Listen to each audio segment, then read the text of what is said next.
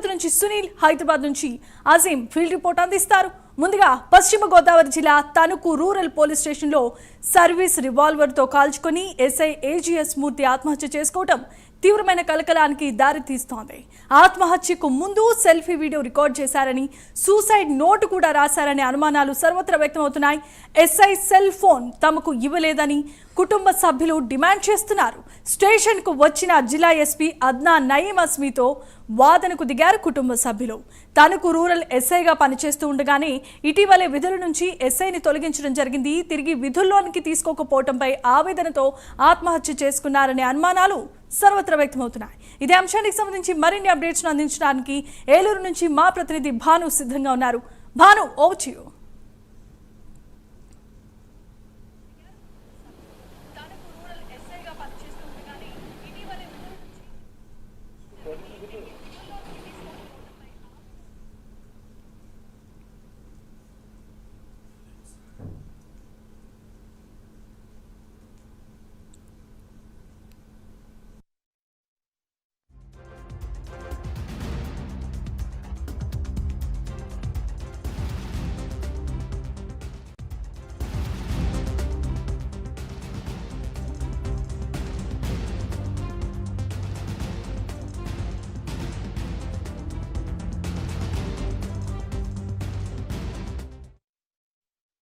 పశ్చిమ గోదావరి జిల్లాలో ఏదైతే నిన్న ఉదయం జరిగిన ఘటన ఏదైతే ఉందో, ఎస్ఐ ఏజీఎస్ మూర్తి తన సొంత రివాల్వర్తో, తన సర్వీస్ రివాల్వర్తో వాష్రూమ్కి వెళ్ళి అతనే సూసైడ్ చేసుకొని కాల్చుకున్నాడని చెప్పే పరిస్థితి అయితే ఉంది.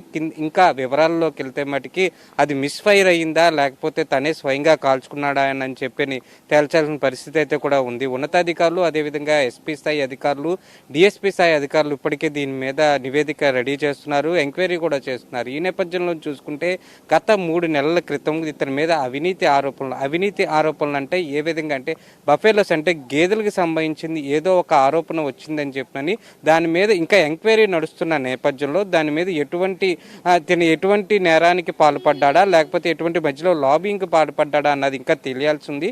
ఈ నేపథ్యంలో ఉన్నతాధికారులు ఎవరైతే తన పై స్థాయి అధికారులు ఎవరైతే ఉన్నారో అతన్ని వీఆర్లకు పంపించడం అయితే కూడా జరిగింది జమీమా. కానీ నిన్న ఉదయాన్న పెనుగొండ ఎవరైతే ఆంధ్రప్రదేశ్ ముఖ్యమంత్రి చంద్రబాబు నాయుడు పెనుగొండ వాసవిమాతని దర్శించుకుంటాకు వచ్చిన నేపథ్యంలో ఇతనికి కూడా అక్కడికి డ్యూటీ వేయడం కూడా జరిగింది. ఏదైతే ఆ డ్యూటీ నిర్వహణలో భాగంగా తన పనిచేసిన తణుకు రూరల్ పోలీస్ స్టేషన్కి వచ్చి తన రూమ్లోకి వెళ్ళి దాదాపు 3 నిమిషాల పాటు ఆ రూమ్లో కూడా కూర్చొని ఏదో వాట్సాప్లో టైప్ చేశారు లేదా ఫోన్లో టైప్ చేశారని చెప్పని సీసీ ఫుటేజ్ కూడా ఉందని చెప్పని సమాచారం అయితే వస్తుంది. పక్కనే ఉన్న బయటకు వచ్చి వాష్రూమ్లోకి వెళ్ళి కరెక్ట్గా 1.5 మినిట్ తర్వాత పెద్ద శబ్దం రావడంతో ఒక్కసారిగా అక్కడ ఉన్న మెన్స్ అందరూ కూడా వెళ్ళి చూశారు. వెంటనే బాత్రూమ్ డోర్కి బయటికి వెలుపలుగా పడిపోయి కాల్చుకున్నాడని చెప్పని తెలిసే పరిస్థితి కూడా ఇక్కడ కనబడుతుంది జమీబా. ముఖ్యంగా చూసుకుంటే ఎందుకు ఇతని అగాత్యానికి గురయ్యాడు అంటే ఇతను 2012 బ్యాచ్, 38 సంవత్సరాలు మాత్రమే ఇతనికి.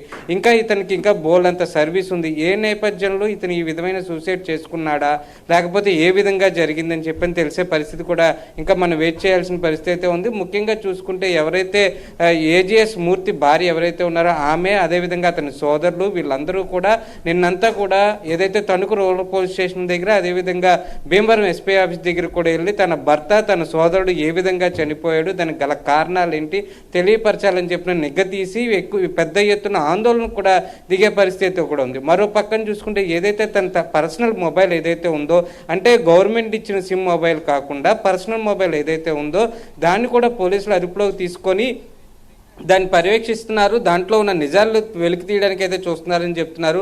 మరోపక్క వాళ్ళ మిసెస్ కానీ వాళ్ళ బంధువులు కానీ ఎవరైతే ఉన్నారో వాళ్ళందరూ కూడా సెల్ఫీ వీడియో కానీ లేకపోతే సూసైడ్ నోట్ కానీ దాంట్లో ఉండవచ్చు అని చెప్పినని, తన చావుకి ఎవరైతే కారణం ఉన్నారో దాంట్లో వివరంగా చెప్పి ఉండొచ్చని అనుమానాలు కూడా వ్యక్తం చేసే పరిస్థితి అయితే కూడా ఉంది. కానీ ఈ ఆంధ్ర రాష్ట్రంలో అంటే ఆంధ్ర రాష్ట్రమే కాదు ఉభయ తెలుగు రాష్ట్రాల్లో కూడా 2012 బ్యాచ్ ఎవరైతే ఉన్నారో వీళ్ళందరూ కూడా అతని మృతదేహానికి నివాళులు అర్పించే పరిస్థితి అయితే చేశారు. దగ్గర దగ్గరలో ఉన్న 2012 బ్యాచ్ ఇటు కృష్ణా జిల్లా కావచ్చు, పశ్చిమ గోదావరి జిల్లా, అదే ఉమ్మడి తూర్పుగోదావరి జిల్లాలో ఉన్న బ్యాచ్మేట్స్ అందరూ కూడా అతనికి నివాళులు అర్పించడానికి అయితే కూడా వచ్చారు జమీమా. ముఖ్యంగా చూసుకుంటే ఈ ఘటన ఏదైతే ఉందో నిన్న ఉదయం నుంచి కూడా ఆంధ్ర రాష్ట్రంలో పోలీసులు ఈ విధంగా చేసుకోవడం, మొన్న చూస్తే తెలంగాణలో, ఇప్పుడు చూస్తే ఆంధ్రాలో ఇలాగా అంటే యూత్ పోలీసులు అంటే కొత్తగా డ్యూటీలోకి వచ్చిన అంటే 12 నుంచి ఇప్పుడు 25 అంటే 13 సంవత్సరాలే అతని డ్యూటీ పీరియడ్ అయితే కూడా ఉంది. తన సర్వీస్ అయితే జస్ట్ 13 ఇయర్స్ అయితే ఉంది. బోల్డంత భవిష్యత్తు ఉంది. ఏ విధంగా ఈ నిర్ణయం తీసుకున్నాడు అంటే ఏమన్నా కుటుంబ భారం ఏదన్నా ఉందా, లేకపోతే పర్సనల్గా తనకి ఏమైనా సమస్యలు ఉన్నాయా, లేకపోతే